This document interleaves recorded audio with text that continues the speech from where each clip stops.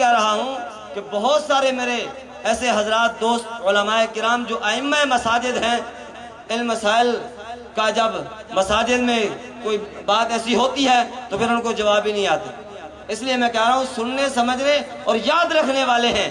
اسی طرح اس بیان کے بعد پھر نعت خوانی کا سلسلہ ہوگا، اور نعت خوانوں میں حافظ ابوبکر صاحب تشریف لا چکے ہیں، گیلانی صاحب بھی تشریف لانے والے ہیں، اور رانا محمد عثمان قصوری صاحب بھی وہ جو بھی تشریف لانے والے ہیں. آپ حضرات دل جمعی کے ساتھ حضرت کا بیان ابھی سنیں، اس کے بعد پھر نعت خوانی ہوگی اور پھر حضرت تشریف لائیں گے، اور ہم تقلید کیوں کرتے ہیں اس موضوع پر خطاب فرمائیں گے. اب حضرت تشریف لانے والے ہیں، حضرت تشریف رکھتے ہیں اسٹیج پر. میں دارالعلوم کی طرف سے ان کی خدمت میں ان کی عمل پر یہ شعر کرتا ہوں کہ کہاں ہے مرتبہ اتنا کہ تکلیف شراکت دوں، کہاں ہے مرتبہ اتنا کہ تکلیف شراکت دوں، مگر مہمان غریبوں کے ہوئے ہیں بادشاہ اکثر. اور اب حضرات کے سامنے تشریف لاتے ہیں وکیل حناف ترجمان اہل سنت والجماعت حضرت مولانا محمد الیاس گھمل صاحب. نعرہ تکبیر! تاجدار ختم نبوت، تاجدار ختم نبوت، عظمت صحابہ، عظمت اہل بیت، وکیل اعلیٰ مولانا محمد الیاس گھمل. نعرہ تکبیر! کمال ہو گیا یار، وہ بھائی پیچھے ہو یار،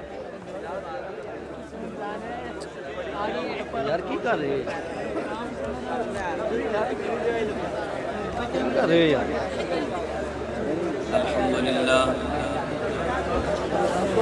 الحمد لله نحمده ونستعينه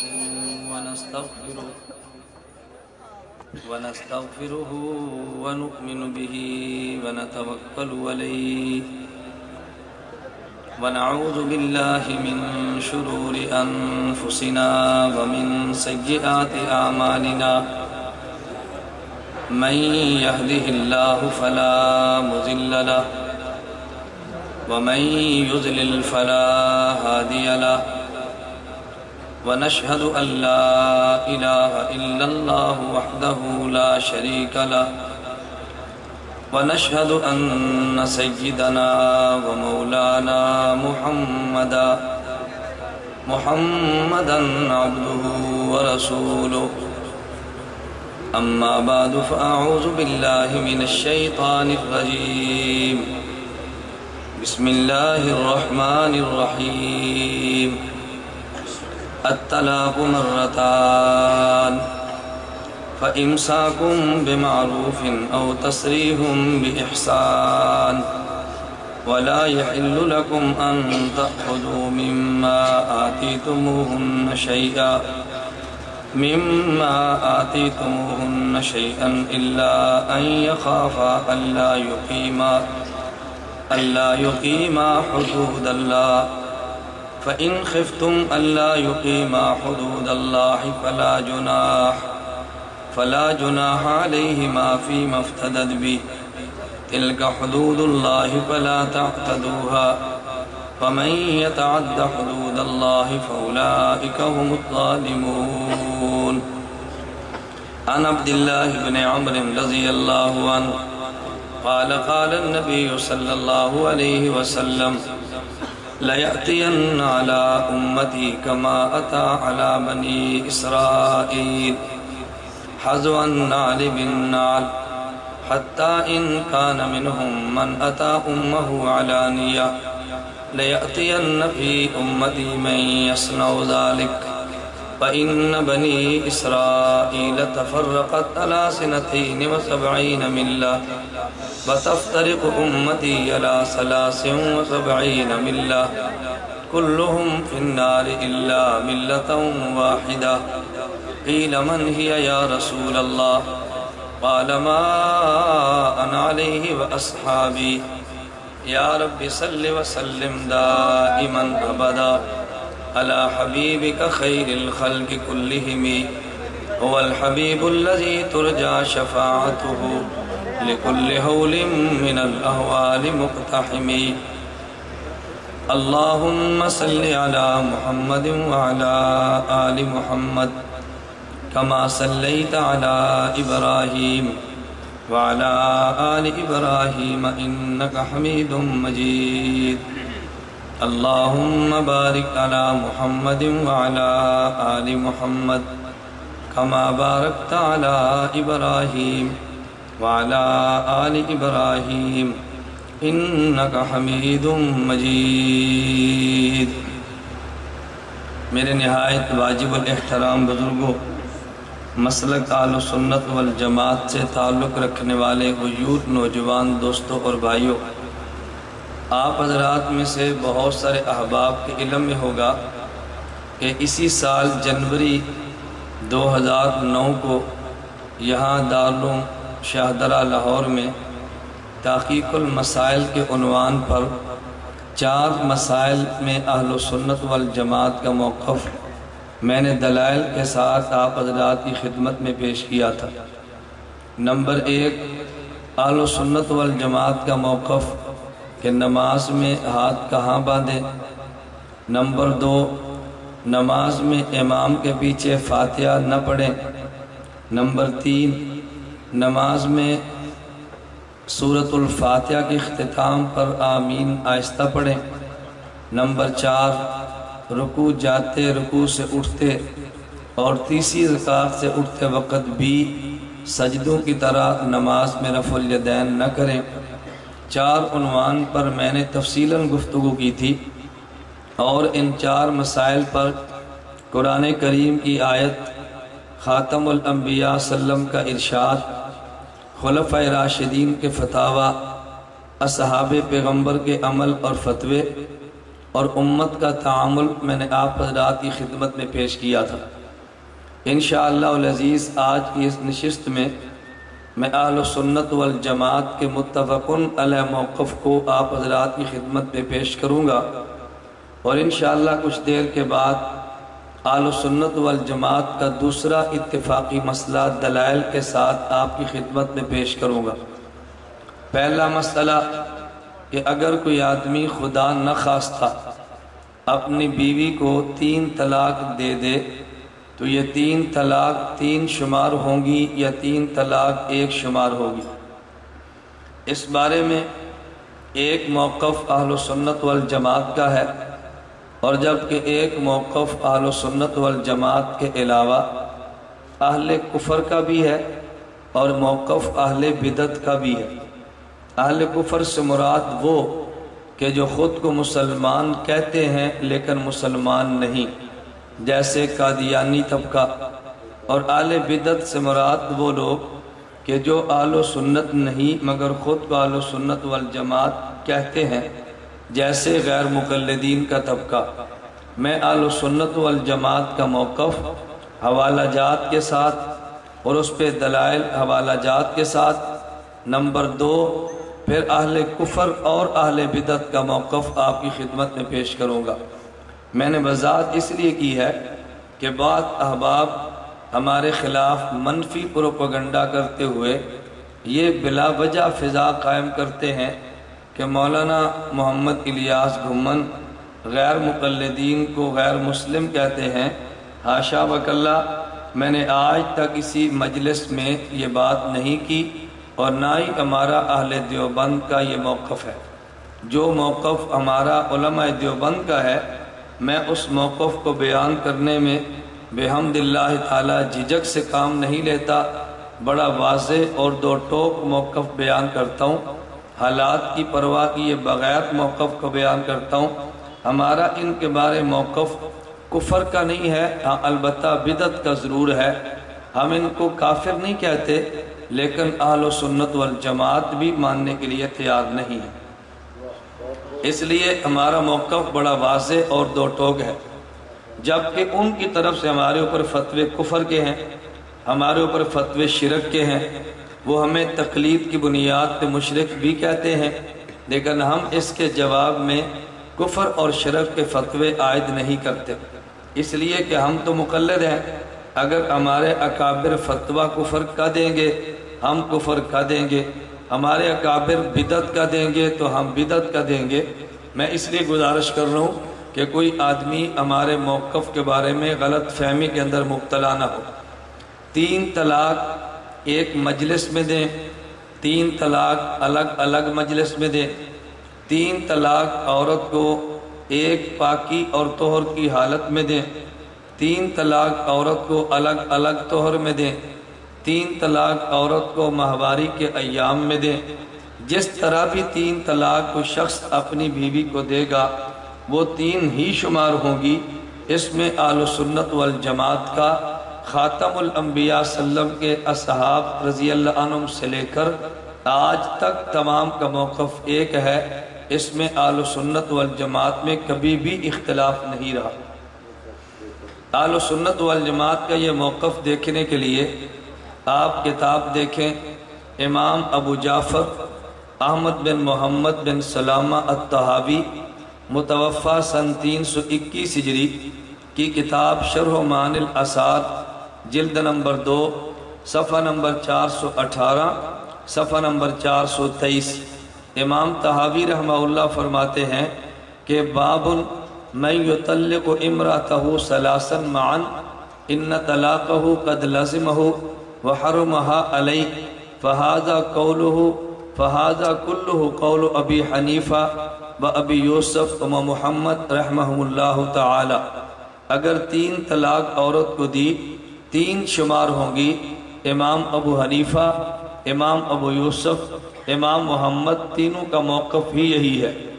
نمبر 2 حضرت امام ابو بکر حضرت امام ابی زکریا نووی رحمہ اللہ نے متوفہ سن 676 ہجری اپنی کتاب شرح مسلم کے جلد نمبر 1 صفحہ نمبر 478 پہ لکھا ہے من قال لامرأته انت طالق ثلاثا فقال الشافعی و مالک و ابو حنیفہ و احمد و جماہیر العلماء من السلف والخلف یقع الثلاث۔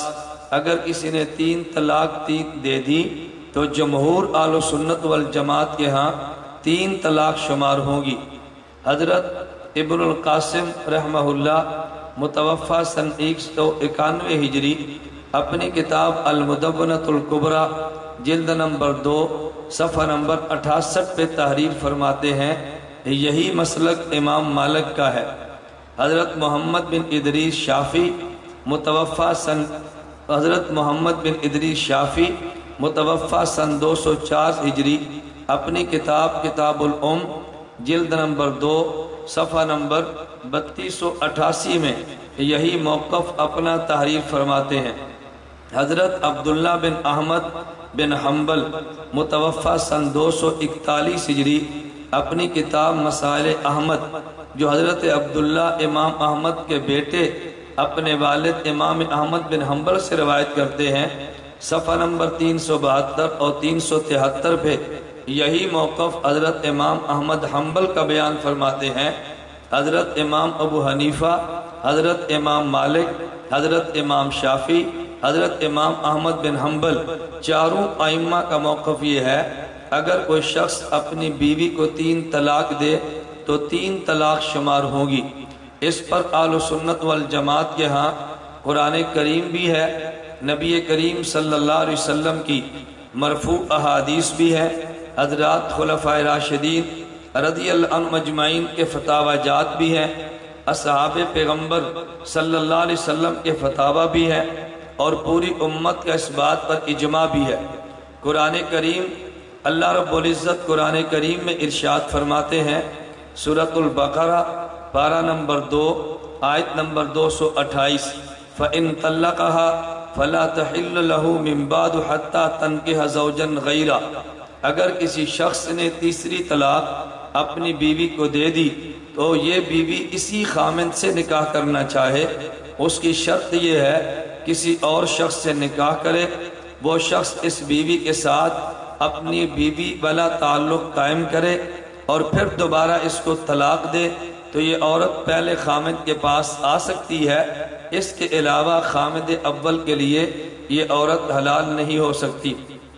ہاں البتہ جو عموماً آج کل رواج چلتا ہے، ایک عورت نے 3 طلاق دے دی، اس نے دوسرے سے نکاح کیا اور یہ شرط لگائی کہ نکاح کر کے تو مجھے فوراً طلاق دے گا، اور پھر وہ طلاق دے عورت پہلے خامد کے لیے حلال ہو، اس کو حلالہ کہتے ہیں، لیکن اس پر نبی کریم صلی اللہ علیہ وسلم نے لعنت فرمائی ہے۔ ایک حلالہ وہ ہے کہ جس پر لعنت نہیں اور بالکل وہ جائز ہے، اور ایک حلالہ وہ ہے کہ جو ناپسندیدہ ہے اور نبی کریم صلی اللہ علیہ وسلم نے اس پر لعنت فرمائی ہے۔ عورت کو 3 طلاق ہو گئی، اس نے دوسرے آدمی سے نکاح کر لیا، دوسرے شخص کے ساتھ نکاح شرط کے ساتھ نہیں، اس نے اپنے کسی عذر کی وجہ سے طلاق دی ہے۔ اب اگر یہ پہلے خامند کے پاس جائے تو یہ عورت اس کے لیے حلال ہے، لیکن اس حلالے پر کوئی لعنت نہیں، اور یہی حلالہ قرآن کریم میں اللہ رب العزت نے بیان کیا ہے۔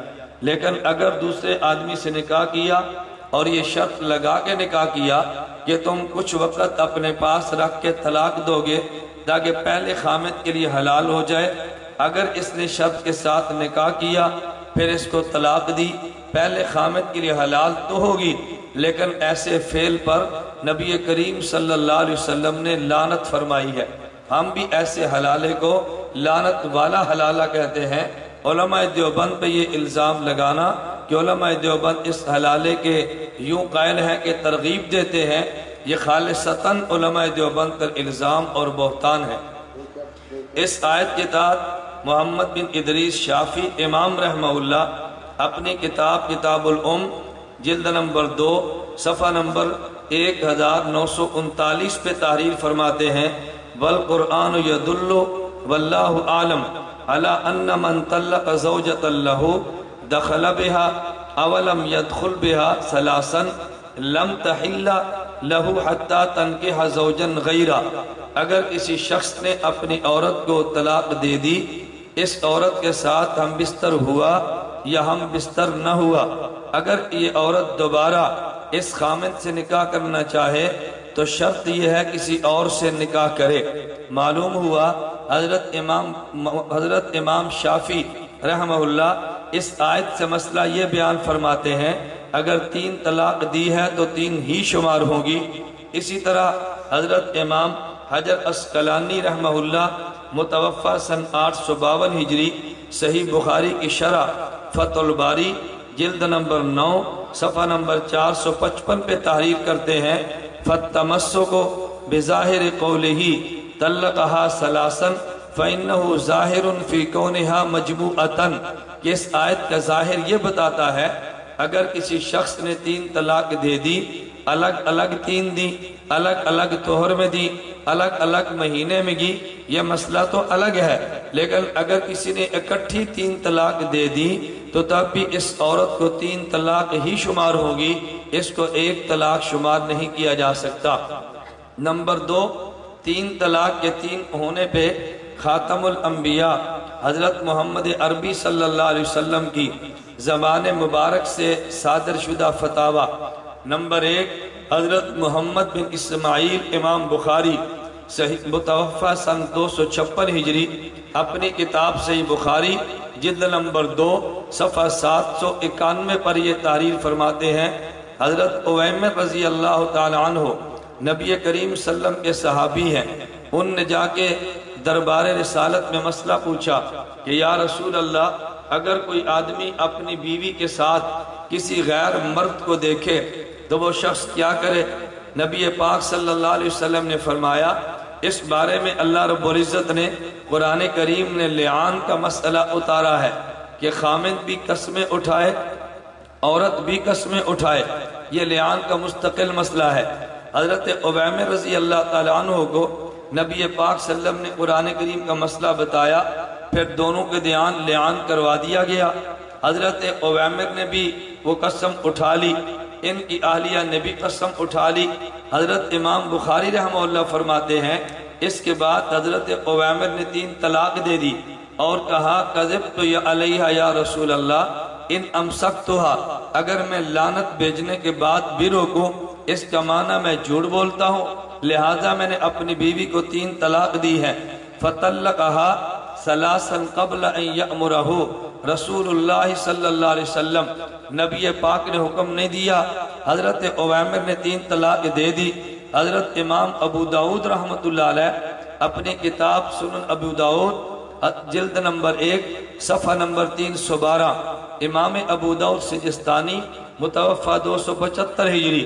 اس سنن ابو داؤد میں یہ الفاظ بھی نقل کرتے ہیں، فَطَلَّقَهَا ثَلَاثَ تَطْلِيقَاتٍ عِنْدَ رسول اللہ صلی اللہ علیہ وسلم فَأَنْفَذَهُ رسول اللہ صلی اللہ علیہ وسلم۔ اس نے 3 طلاق نبی پاک صلی اللہ علیہ وسلم کے پاس دی اور نبی پاک نے پھر اس حکم کو نافذ بھی کر دیا۔ امام بخاری رحمۃ اللہ علیہ بھی یہی ثابت فرمانا چاہتے ہیں، اگر کسی آدمی نے اپنی بیوی کو 3 طلاق دی تو 3 طلاق ہی شمار ہوگی۔ نمبر 2 صحیح بخاری جلد نمبر 2 صفحہ نمبر 791، حضرت ام المومنین امی عائشہ رضی اللہ تعالی عنہ ارشاد فرماتی ہے، ان رجلا طلق امرأته ثلاثا، ایک آدمی نے اپنی بیوی کو 3 طلاق دی۔ نبی کریم صلی اللہ علیہ وسلم نے انہی 3 طلاق کو جب اس عورت نے دی رسول پاک صلی اللہ علیہ وسلم کی خدمت میں پیش کیا گیا تو نبی پاک صلی اللہ علیہ وسلم نے 3 طلاق کو 3 ہی شمار فرمایا۔ فرمایا اب یہ عورت اس خامد کے لیے اس وقت تک حلال نہیں ہوگی جبکہ دوسرے آدمی سے نکاح کرے اور پھر دوسرے آدمی سے ہم بستر ہو۔ تو رسول اکرم صلی اللہ علیہ وسلم نے 3 طلاق کو 3 شمار کیا۔ نمبر 3 حضرت امام ابو الحسن الدارقطنی متوفہ سن 385 ہجری اپنی کتاب سنن دارقطنی جلد نمبر 4 صفحہ نمبر 20 پہ حضرت عبداللہ بن عمر رضی اللہ تعالی عنہما سے ایک بات نقل فرماتے ہیں۔ حضرت عبداللہ بن عمر رضی اللہ عنہما حضرت عمر رضی اللہ عنہ کے بیٹے ہیں، انہوں نے اپنی بیوی کو ماہواری کی حالت میں حالت حیض میں 1 طلاق دی۔ نبی پاک صلی اللہ علیہ وسلم نے اس کو ناپسند کیا اور فرمایا عبداللہ تم اپنی بیوی سے رجوع کرو، تمہیں اس حالت حیض میں اپنی اہلیہ کو طلاق نہیں دینی چاہیے تھی، اب طلاق مانی ہے تو رجوع کیا، اگر طلاق ہی نہ ہوتی تو نبی پاک صلی اللہ علیہ وسلم رجوع کا حکم نہ دیتے۔ حضرت عبداللہ بن عمر رضی اللہ عنہما نے پوچھا یا رسول اللہ رأیت اللہ کے پیغمبر آپ مجھے یہ تو بتائیں لو انی طلقتها ثلاثا کان یحل لی ان اراجعها، اللہ کے پیغمبر میں نے 1 طلاق دی ہے، آپ نے فرمایا رجوع کر لو، اگر میں 3 طلاق دے دیتا کیا مجھے رجوع کا حق حاصل تھا؟ نبی پاک صلی اللہ علیہ وسلم نے فرمایا اللہ اگر 3 طلاق دیتا تو رجوع کا کوئی حق نہیں تھا، کانت تبین منک وتکون معصیتا، 3 طلاق دینے پہ تجھے گناہ بھی ہوتا اور تیری بیوی تجھ سے جدا بھی ہوتی۔ اہل سنت والجماعت کا موقف بھی یہ ہے، اگر کسی آدمی نے اپنی بیوی کو 3 طلاق اکٹھی دے دی تو 3 طلاق اکٹھی دینے پہ گناہ بھی ہوگا اور بیوی جدا بھی ہوگی۔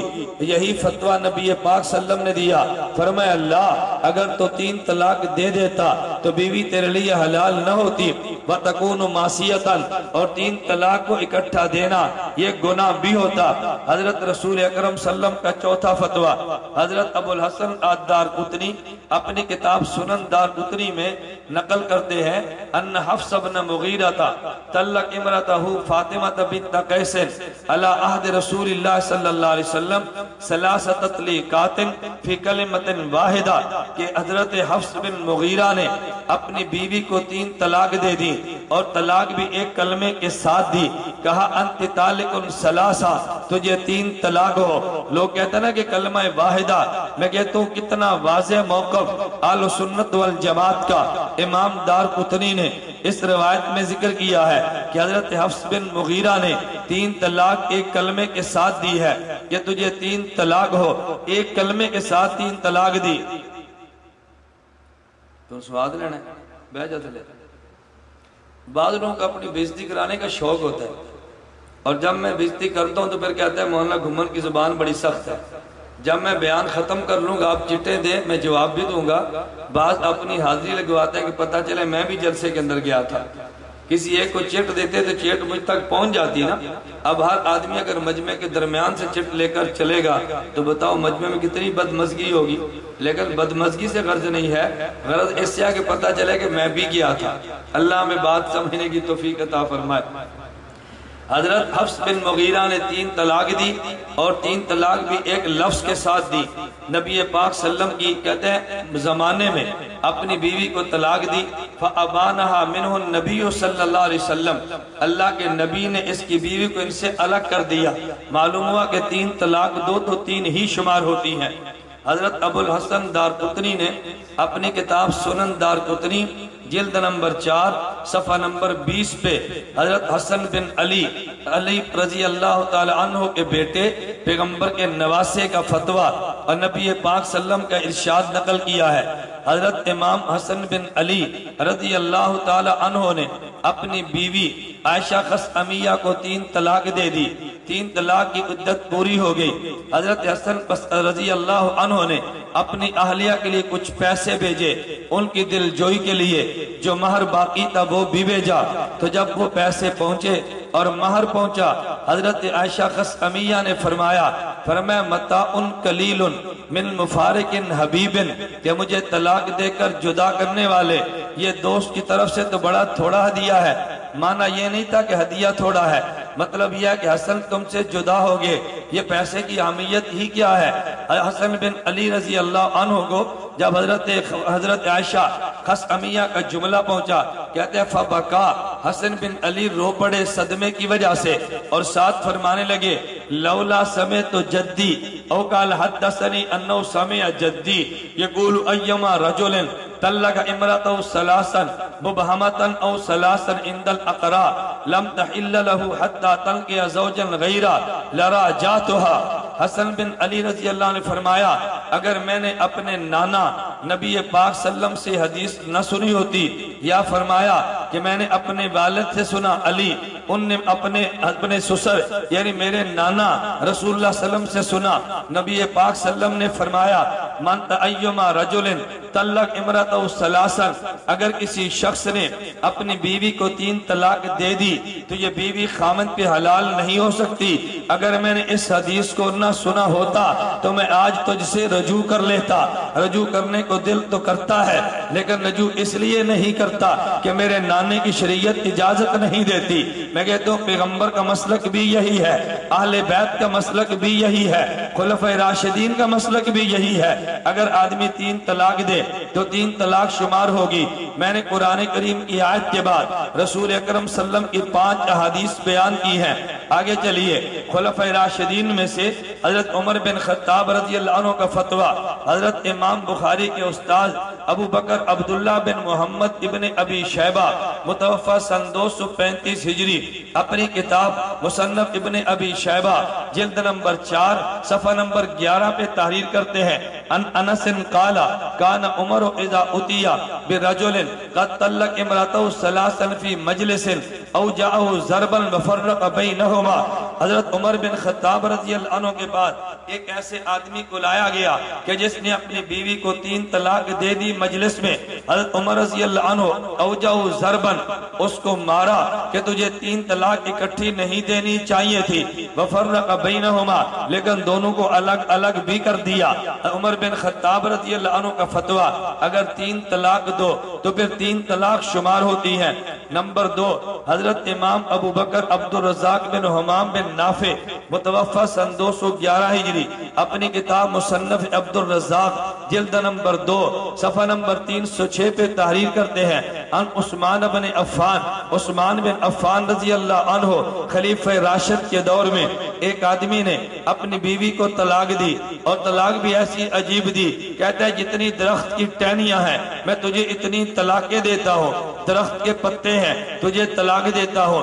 حضرت عثمان رضی اللہ عنہ نے فرمایا تاخذ من الارفج 3 تاخذ من الارفج 3 وتدع سائرہ۔ ارفج ایک درخت ہے، فرمایا اس ارفج درخت کی ٹہنیوں میں سے تو 3 کو لے لے اور باقی ساری چھوڑ دے۔ کیا معنی؟ اگر تو نے ہزاروں اور لاکھوں طلاقیں بھی دی ہیں تو 3 طلاق تو ہو جائیں گی، لیکن 3 سے زیادہ طلاق شریعت میں ہے ہی نہیں، لہذا باقی طلاقوں کو کچھ بھی فائدہ نہیں ہے۔ عثمان بن عفان رضی اللہ عنہ نے بھی 3 طلاق کو 3 شمار کیا۔ اسی طرح امام ابو بکر عبد الرزاق بن حمام بن نافع اپنی کتاب مصنف عبد الرزاق جلد نمبر 6 صفحہ نمبر 264 پہ تحریر کرتے ہیں، ان علی قال اذا طلق البکر ثلاثا فجمعها لم تحل له حتى تنكح زوجا غیرہ۔ علی رضی اللہ عنہ نے فرمایا اگر کوئی شخص کنواری لڑکی کو 3 طلاق دے دے تو یہ پہلے خامد کے لیے حلال نہیں ہوگی جب تک کہ دوسرے سے نکاح نہ کرے۔ علی المرتضی رضی اللہ تعالی عنہ نے بھی یہی فتویٰ دیا، اگر 3 طلاق دو گے تو 3 طلاق شمار ہوگی۔ عمر بن خطاب رضی اللہ عنہ کا فتویٰ 3 طلاق دو تو 3 ہے۔ عثمان بن عفان کا فتویٰ رضی اللہ عنہ 3 طلاق دو تو 3 ہے۔ علی المرتضی رضی اللہ عنہ کا فتویٰ اگر 3 طلاق دو تو تب بھی 3 ہے۔ خلفائے راشدین کا فتویٰ بھی یہ ہے کہ 3 طلاق دو تو 3 ہوگی۔ تو جس طرح نبی پاک صلی اللہ علیہ وسلم کا فتویٰ، خلیفہ راشد کا فتویٰ، بالکل اسی طرح نبی پاک صلی اللہ علیہ وسلم کے دیگر اصحاب رضی اللہ عنہ اجمعین کا فتویٰ، حضرت عبداللہ بن عمر رضی اللہ عنہما، حضرت عبداللہ بن عمر رضی اللہ عنہما، عمر بن خطاب رضی اللہ عنہ کے بیٹے، صحیح بخاری جلد نمبر 2 صفحہ نمبر 803، امام بخاری محمد بن اسماعیل کہتے ہیں ان نافع وکان عبداللہ اذا سئل عن ذالک قال لأحدهم ان كنت طلقتها ثلاثا قد حرمت علیک حتی تنکح زوجا غیرک، اگر تو نے بیوی کو 3 طلاق دی ہے تو تیری بیوی حرام ہوگی، اب تجھ سے نکاح نہیں ہوگا یہاں تک کہ وہ دوسری عورت سے اور دوسرے آدمی سے نکاح کرے۔ عبداللہ بن عمر کا فتویٰ صحیح بخاری میں موجود ہے۔ نمبر 2 فقیہ صحابی عبداللہ بن مسعود رضی اللہ عنہ کا فتویٰ، کتاب حضرت عبداللہ بن مسعود کا فتویٰ، امام ابو بکر عبد الرزاق حضرت بن حمام بن نافع نے اپنی کتاب مصنف عبد الرزاق جلد نمبر 6 صفحہ نمبر 307 پہ نقل کیا کہ ان عبداللہ بن مسعود، حضرت عبداللہ بن مسعود رضی اللہ عنہ نے 3 طلاق کے باقی فتویٰ دیا، فرمایا ثلاث تبینها عنکا وسائرها عدوان۔ اس لیے عبداللہ بن مسعود کے دور میں ایک آدمی نے کہا حضرت میں نے اپنی بیوی کو 99 طلاق دے دی ہے، فرمایا تو نے جو 99 طلاق دی ہے تو 3 طلاق تو ہو گئی اور باقی دے کر تو نے زیادتی کی ہے، باقی طلاق تو شریعت میں ہے ہی نہیں، تو 3 طلاق تیری نافذ ہو گئی۔ عبداللہ بن مسعود رضی اللہ عنہ نے بھی 3 طلاق کو 3 شمار کیا۔ امام محمد بن محمود الخارزمی متوفہ سن 665 ہجری اپنی کتاب جامع المسانید جلد نمبر 2 صفحہ نمبر 148 پہ ان ابن عباس رضی اللہ عنہما انہو اتاہ رجل فقال طلقت امراتی ثلاثا فقال عصیت ربک وحرمت علیک حتی تنکح زوجا غیرک۔ ابن عباس رضی اللہ عنہما کی خدمت میں ایک شخص آیا، کہا میں نے اپنی بیوی کو 3 طلاق دی ہے۔ عبداللہ بن عباس رضی اللہ عنہما نے فرمایا کہ تیری بیوی تجھ پہ حرام ہو گئی، اب وہ تیرے ساتھ حلال نہیں ہو سکتی، حتیٰ کہ یہ تیری بیوی کے ساتھ دوسرا آدمی نکاح کرے تو پھر حلال ہوگی ورنہ تجھ پر حرام ہے۔ اصحاب پیغمبر صلی اللہ علیہ وسلم کے بعد امت کا اجماع بھی اس بات پر ہے اگر کسی نے 3 طلاق دے دی تو 3 طلاق شمار ہوگی۔ نمبر 1 حضرت امام ابو بکر بن محمد بن ابراہیم بن منذر متوفہ سن 318 ہجری اپنی کتاب کتاب الاجماع یہ صفحہ نمبر 92 اور 93 پہ تحریر فرماتے ہیں وَأَجْمَعُوا عَلَىٰ أَنَّ الرَّجُلَ إِذَا طَلَّقَ امْرَأَتَهُ ثَلَاثًا أَنَّهَا لَا تَحِلُّ لَهُ إِلَّا بَعْدَ زَوْجٍ عَلَىٰ مَا جَاءَ بِهِ حدیث النبی صلی اللہ علیہ وسلم۔ فرمائے امت کے اس بات پہ اجماع ہے، امت کا اتفاق ہے، اگر کسی شخص نے اپنی بیوی کو 3 طلاق دے دی تو بیوی حرام ہو گئی، حلال تب ہوگی جب کسی اور آدمی سے نکاح کرے۔ وقال ایضا اجمعوا علی انہ ان قال لها انت طالق ثلاثا الا ثلاثا، فرمایا انہا تطلق ثلاثا، اگر کوئی آدمی بیوی سے کہہ دے کہ میں نے تجھے 3 طلاق مگر 3 طلاق دی ہے، کہتا ہے یہ جملہ بھی کہہ دے تو تب بھی بیوی کو 3 طلاق ہی شمار ہوگی۔ نمبر 2 حضرت محمد ثناء اللہ عثمانی پانی پتی نور اللہ مرقدہ متوفہ سن 1225 ہجری اپنی قرآن کریم کی تفسیر مظہری جلد نمبر 1 صفحہ نمبر 300 پہ تحریر کرتے ہیں، کہتے اجمعوا علی انہو من قال لامرأتہ انت طالق ثلاثہ یقع ثلاثہ بالاجماع، پوری امت کا اجماع ہے اگر کسی آدمی نے اپنی بیوی کو 3 طلاق دے دی تو 3 طلاق ہی شمار ہوگی، اس میں 1 یا 2 کی کوئی گنجائش نہیں ہے، تب بھی 3 طلاق شمار ہوگی۔ نمبر 3 حضرت ابو زکریا النووی رحمہ اللہ تعالی متوفہ سن 676 ہجری اپنی کتاب شرح مسلم للنووی جلد نمبر 1 صفحہ نمبر 478 پہ تحریر کرتے ہیں، کہتے ہیں من قال لامرأتی انت طالق ثلاثہ فقال الشافعی و مالک و ابو حنیفہ و احمد و جماہیر العلماء من السلف والخلف یقع الثلاث، اگر کسی نے بیوی کو کہہ دیا تجھے 3 طلاق ہے، امام ابو حنیفہ، امام مالک، امام شافی، امام احمد بن حنبل اور جمہور علماء خلف اور سلف سارے یہ بات کہتے ہیں کہ 3 طلاق شمار ہوگی۔ مجھے تعجب ہے خود کو سلفی کہنے والا وہ ائمہ سلف کو کیوں نہیں مانتا؟ ارے سلف کا فتویٰ بھی یہ ہے اگر 3 طلاق دے دی تو پھر بھی 3 طلاق ہی شمار ہوگی۔ میں نے قرآن کریم کی آیت کی روشنی میں ثابت کیا 3 طلاق دو گے 3 ہوگی، پیغمبر کی 5 حدیثیں پیش کی 3 طلاق دو گے 3 ہوگی، حضرت خلیفہ راشد عمر، خلیفہ راشد عثمان، خلیفہ راشد علی رضی اللہ عنہم، میں نے ان تمام کے فتوے پیش کیے اگر 3 طلاق دو گے تو پھر بھی 3 طلاق شمار ہوگی۔ اس کے بعد اصحاب پیغمبر کے فتوے اگر 3 طلاق دو گے تو تب بھی 3 طلاق شمار ہوگی۔ اس کے بعد میں کہتا ہوں امت کا اجماع کہ 3 طلاق دو گے تو 3 طلاق ہوگی۔ مجھے سمجھ نہیں آتی پیغمبر کی بات کو انکار کرنے والا بھلا اہل حدیث ہو سکتا ہے؟ خلیفہ راشد کی بات کا انکار کرنے والا بھلا سنی ہو سکتا ہے؟ اصحاب پیغمبر کی بات کا انکار کرنے والا بھلا اہل سنت والجماعت کہلوا سکتا ہے؟ امت کا اجماع کا انکار کرنے والا اگر اہل بدعت نہیں تو کون ہے؟ ارے میں کہتا ہوں امت کے سب سے پہلے اجماع کا انکار کرنے والا اگر قرآن کھول کے دیکھے گا وہ ابلیس ہے کہ جس نے سب سے پہلے اجماع کا انکار کیا ہے۔ میرے اللہ نے حکم دیا اسجدوا لآدم، فرشتوں سجدہ کرو، قرآن کہتے ہیں فسجد الملائکہ کلہم اجمعون، سارے فرشتے سجدے میں گر گئے الا ابلیس، ابلیس نے سجدہ نہیں کیا، اس نے 3 کام کیے، ابا نمبر 1 انکار کیا، واستکبر نمبر 2 تکبر کیا، نمبر 3 وکان من الکافرین، وہ کافر ہو گیا۔ میں سب کی بات تو نہیں کہتا لیکن مرزا غلام احمد قادیانی پہلے انکار کیا ہے اجماع کا، پھر اس نے اس کے بعد تکبر کیا ہے، بات کو نہیں مانا، پھر کافر بھی ہوا ہے۔ مرزا غلام احمد قادیانی مسلکاً اہل حدیث تھا، اس نے نکاح بھی اہل حدیث کی بیٹی سے کیا ہے اور کفر تک جا پہنچا ہے۔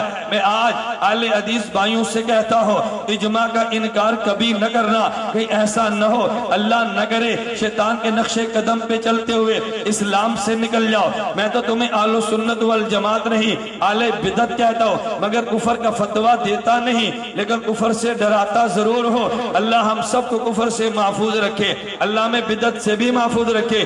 میں نے اس لیے آپ سے پوچھا پیغمبر کی حدیث کا انکار کرنے والا تم بتاؤ بھلا اہل حدیث ہو سکتا ہے؟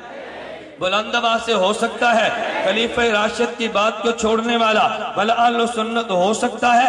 اصحاب پیغمبر کا انکار کرنے والا بھلا اہل سنت والجماعت ہو سکتا ہے؟ امت کے اجماع کا انکار کرنے والا بھلا امت میں سے ہو سکتا ہے؟ نہیں، امت کے اجماع کو چھوڑا ہے تو پھر یہ امت کے اجماع سے نکلا ہے۔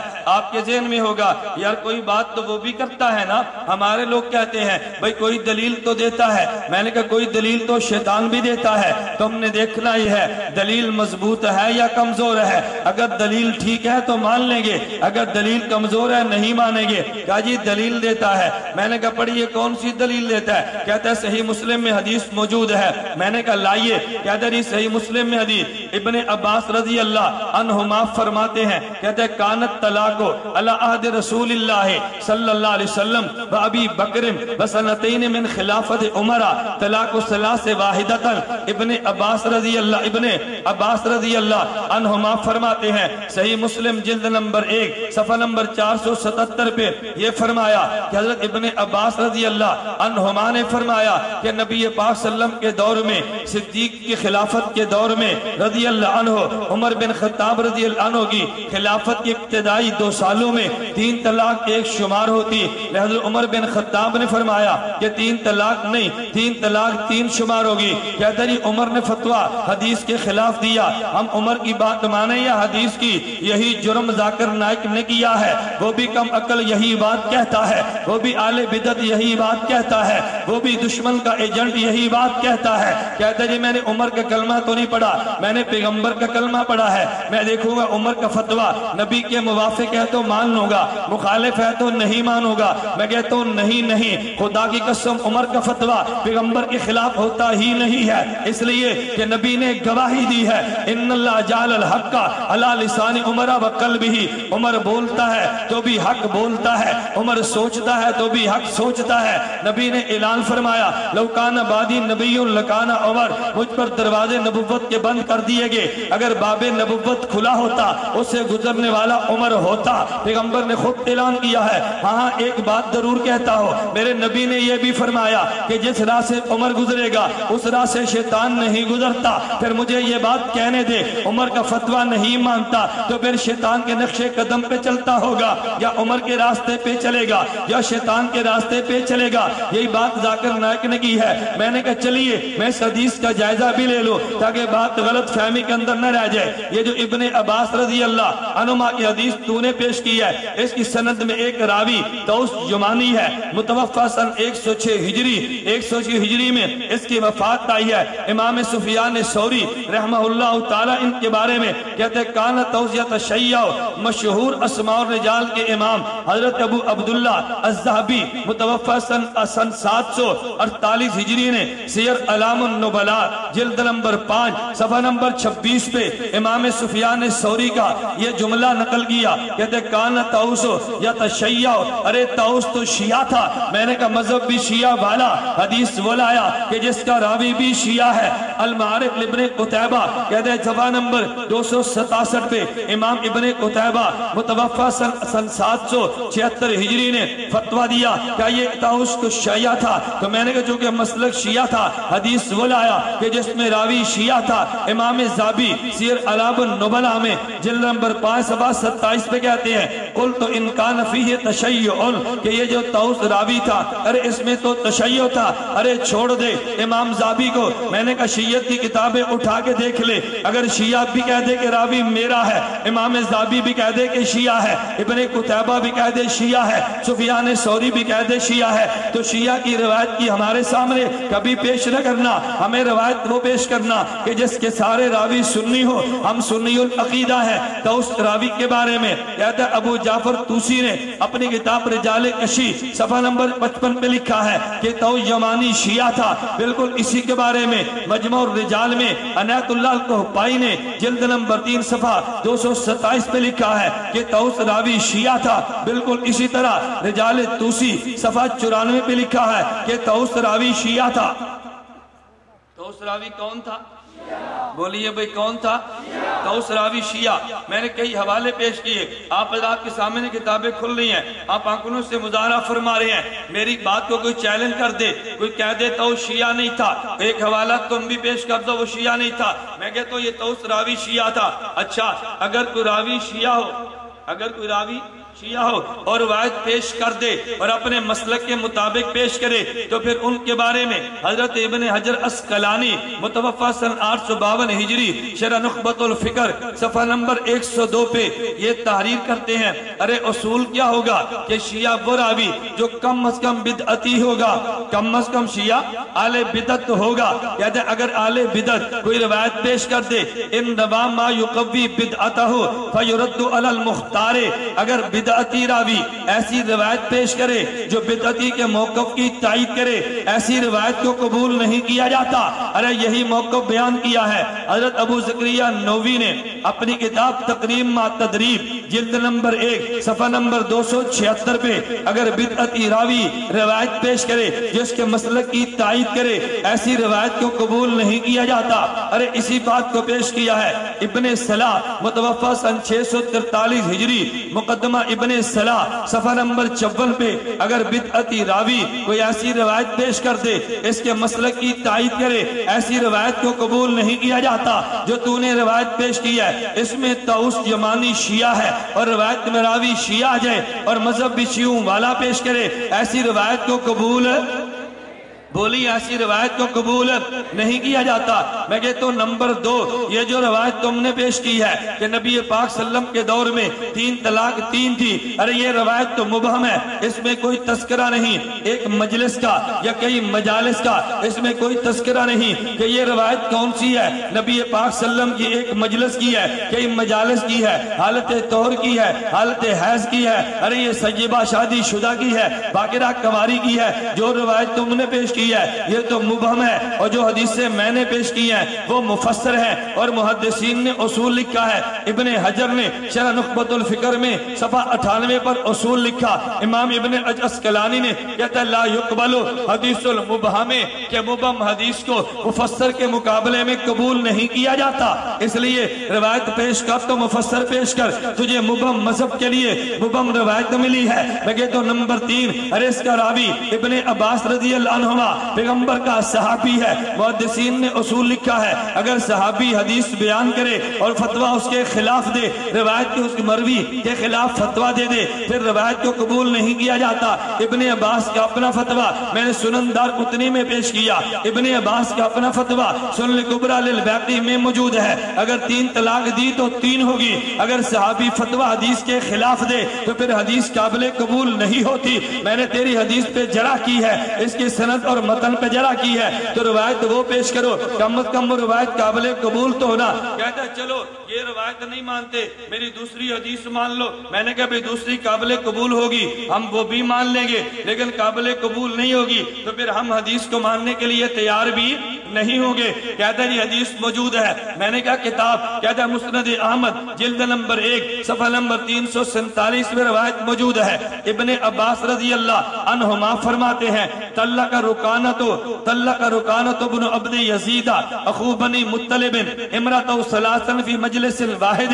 کہتے ہیں رکانہ بن عبد یزید نے اپنی بیوی کو 3 طلاق ایک مجلس میں دے دی۔ توجہ رکھنا، نبی پاک صلی اللہ علیہ وسلم کی خدمت میں رکانہ گیا، کہا یا رسول اللہ میں نے بیوی کو 3 طلاق دی ہے، فرمایا ایک مجلس میں دی ہے، کہا جی ایک مجلس میں دی ہے۔ حضور نے فرمایا رجوع کر لے، یہ تیری 1 طلاق شمار ہوگی۔ کہتے ہیں حدیث میں آ گیا اگر 3 طلاق دے دو تو پاک نے 3 کو 1 کہا ہے۔ میں نے کہا یہ جو حدیث مسند کی پیش کی ہے، ارے اس حدیث میں راوی محمد بن اسحاق ہے، اور محمد بن اسحاق راوی کو امام ابو بکر خطیب بغدادی یہ خود تعریف فرماتے ہیں۔ اب محمد بن ابو بکر خطیب بغدادی متوفہ سن 463 ہجری، تاریخ بغداد جلد نمبر 1 صفحہ نمبر 174 پہ فرمایا انہو کانا یتشیع وینسب الی القدر، ارے یہ تو شیعہ تھا اور مذہباً قدری تھا، یہ تقدیر کا انکار کرنے والا تھا۔ ارے منکر تقدیر کو بدعتی کہتے ہیں۔ تو نے شیعہ اور بدعتی راوی کی روایت پیش کی ہے۔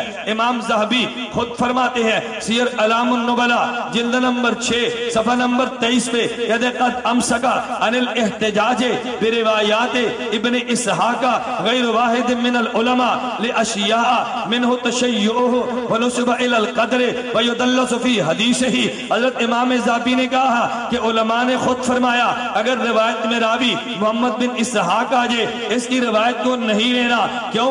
نمبر 1 اس میں تشیع تھا، نمبر 2 یہ قدری تھا، نمبر 3 یہ مدلس تھا۔ تو نے روایت کا راوی وہ پیش کیا جو محمد بن اسحاق شیعہ بھی تھا اور قدری بھی تھا۔ اہل بدعت کی روایت کو ارے قبول نہیں کیا جاتا۔ علامہ ابن حجر عسقلانی نور اللہ مرقدہ تقریب التہذیب جلد نمبر 2 صفحہ نمبر 502 پہ تعریف کرتے ہیں ورومیہ بالتشیع والقدر، ارے اس کے اوپر الزام تھا، یہ شیعہ بھی تھا اور اس کے بارے میں معروف تھا کہ یہ شخص تقدیر کا منکر بھی ہے۔ اور بالکل اسی طرح میں نے کہا محمد بن اسحاق کو صرف علامہ زابی شیعہ نہیں کہتے، ابن حجر اسقلانی شیعہ نہیں کہتے، صرف خطیب بغدادی شیعہ نہیں کہتے، بلکہ اسی محمد بن اسحاق کے بارے میں اٹھا کے شیعت کی کتب دیکھ لے۔ شیعہ کی کتاب رجال کشی جلد نمبر 5 صفحہ 390، رجال کشی جلد نمبر 5 صفحہ نمبر 390 پہ کہتے ہیں، اور اسی طرح رجال توسی صفحہ نمبر 281 میں قال ابو جعفر توسی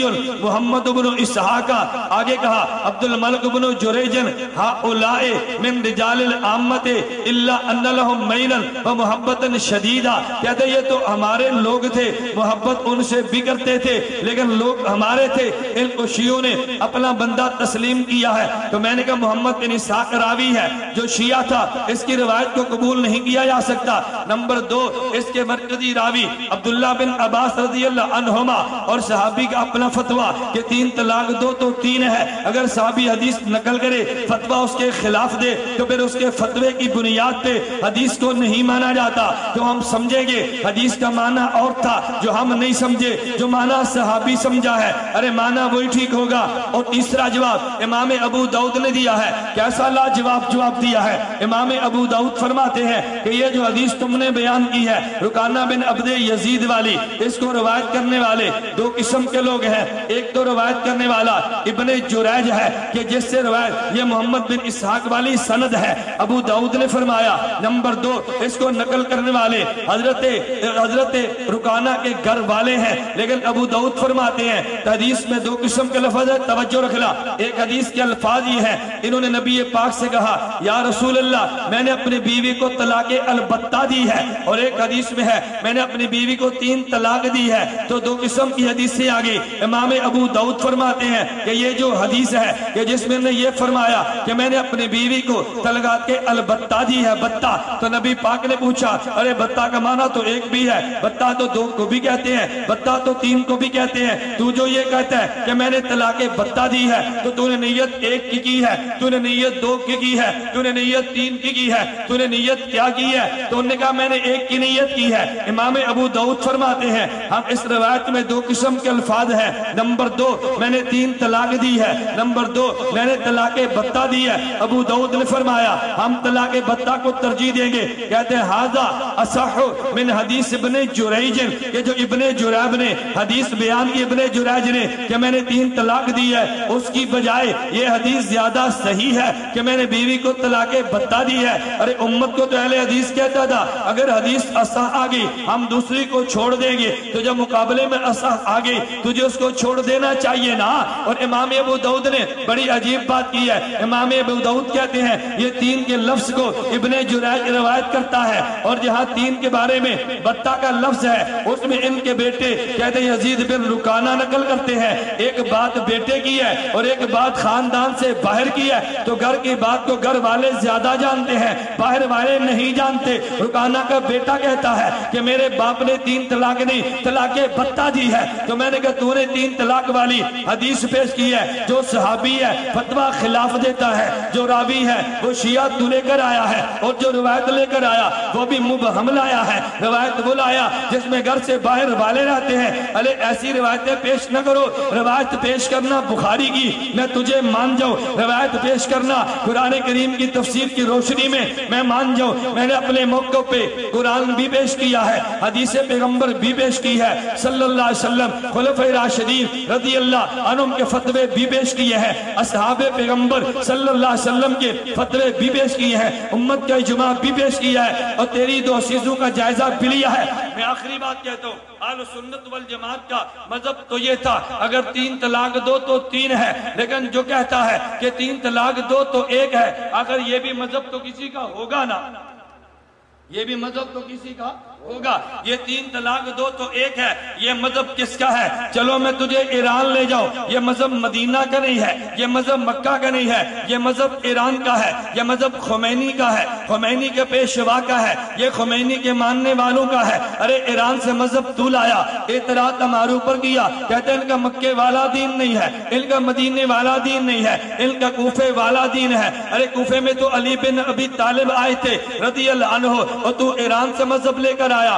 ان کا مذہب ایران میں چھپا ہوا موجود ہے۔ توجہ رکھنا، احمد خان ساری اپنی کتاب جامع المدارک جلد نمبر 4 صفحہ نمبر 509 کتاب الطلاق میں تعریر کرتا ہے، کہتے ہیں وَلَوْ فَسَّرَتْ طَلَقَتَا بِسْنَتَيْنِ وَالثَّلَاثٍ كَانَ يَقُولُ أَنْتَ طَالِقٌ ثَلَاثًا فَلَا إِشْكَالَ فِي عَدْمِ وُقُوعِ اثْنَتَيْنِ أَوِ الثَّلَاثِ الْكَافِي اگر وَكَأَنَّهُ مِنْ ضُرُورِيَاتِ مذهب الشیعة وَيَدُلُّ عَلَيْهِ الْأَخْبَارُ مِنْهَا مَا رواه في الكافي عن زرارة في الصحيح عن أحدهما عليهم السلام قال سألته عن رجل طلق امرأته ثلاثا في مجلس واحد وهي طاهر قال هي واحدة۔ کہتا ہے یہ روایت موجود ہے کافی میں، امام سے پوچھا میں نے بیوی کو 3 طلاق دے دی ہے، کتنی طلاقیں واقع ہوگی؟ کہتا ہے امام نے کہا 1 طلاق ہوگی۔ شیعہ امام نے فتویٰ دیا 3 طلاق 2 تو 1 ہوگی، اور بالکل یہی فتویٰ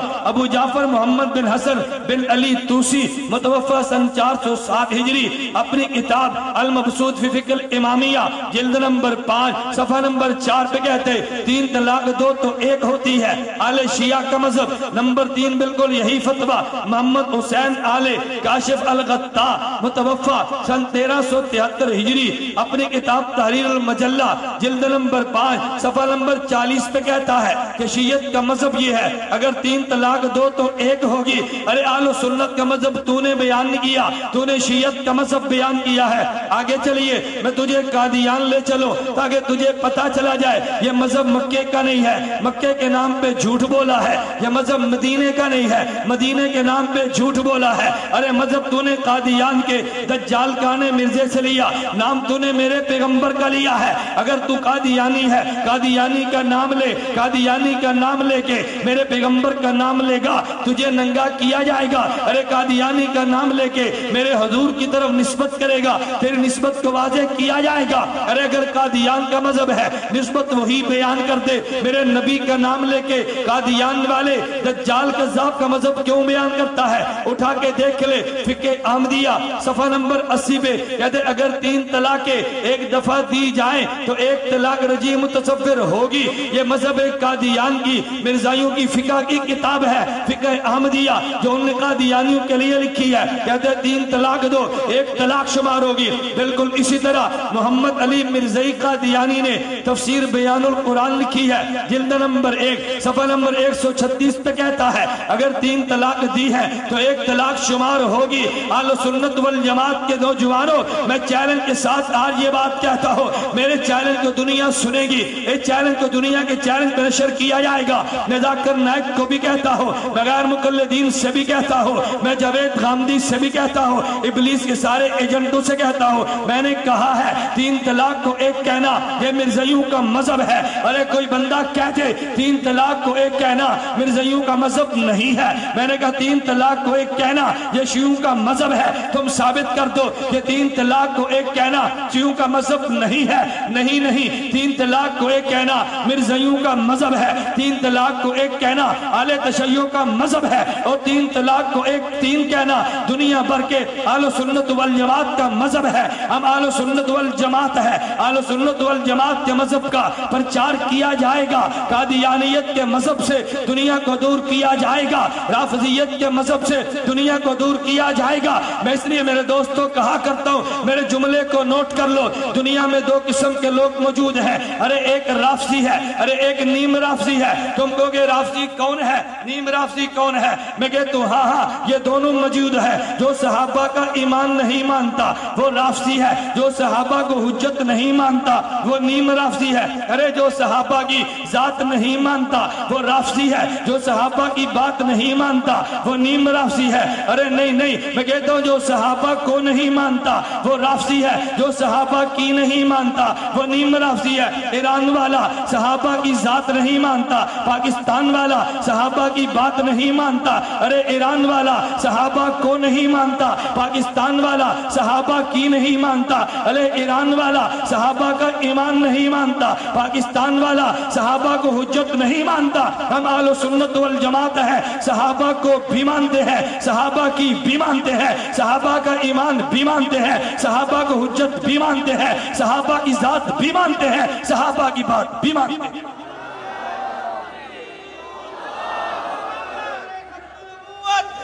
عظمت صحابہ، مسلک اہل سنت والجماعت، ترجمان اہل سنت والجماعت مولانا محمد الیاس گھمن، مناظر اسلام مولانا محمد الیاس گھمن۔ یہ مجلس علمی ہے، مجلس ذکر نہیں ہے۔ مجلس ذکر ہو تیری آواز نہ نکلے مجھے کوئی گلہ نہیں ہے، نعرے کا معنی ہی آواز ہے۔ نعرہ تکبیر، نعرہ ختم نبوت، عظمت صحابہ، عظمت صحابہ، مسلک اہل سنت والجماعت، علماء دیوبند، سر فقف سر بلند۔ اہل سنت والجماعت کے بیٹے زندہ ہیں، صحابہ کے ماننے والے امام ابو حنیفہ کے ماننے والے زندہ ہیں۔ میں نے کہا وہ دور گزرا جب تمہیں سٹیج پہ کوئی نہیں پوچھتا تھا، ہم نے پوچھا ہے، پوچھنے کا حق ادا کیا ہے، ڈر کر نہیں بحمداللہ جرأت کے ساتھ کیا ہے۔ پاکستان میں نہیں سعودیہ میں جا کے تعاقب کیا ہے، ہاں میں نے بحمداللہ وہاں بھی کیا ہے۔ معراج ربانی انڈیا سے جدہ پہنچا، توصیف الرحمان خبیث یہاں سے جدہ پہنچا، تبلیغی جماعت کے فضائل اعمال پہ اعتراض کیا، بجتی زیور پہ اعتراض کیا ہے۔ بحمداللہ تعالیٰ تیرے اس نوکر نے جدہ میں جا کے جواب دیا ہے، میں نے مئی میں جا کے تیری زبان وہاں بھی بند کی ہے۔ میرے اللہ نے چاہا تو گلی گلی میں تیرا تعاقب ہوگا انشاءاللہ، میرے اللہ نے چاہا تو چوک چوکے میں تعاقب ہوگا۔ ہم بتا دیں گے اہل سنت والجماعت الگ ہیں اور اہل بدعت الگ ہیں، ہم بتا دیں گے سنی الگ ہیں اور رافضی اور نیم رافضی الگ ہیں۔ ہمارا رافضیوں سے بھی تعلق نہیں ہے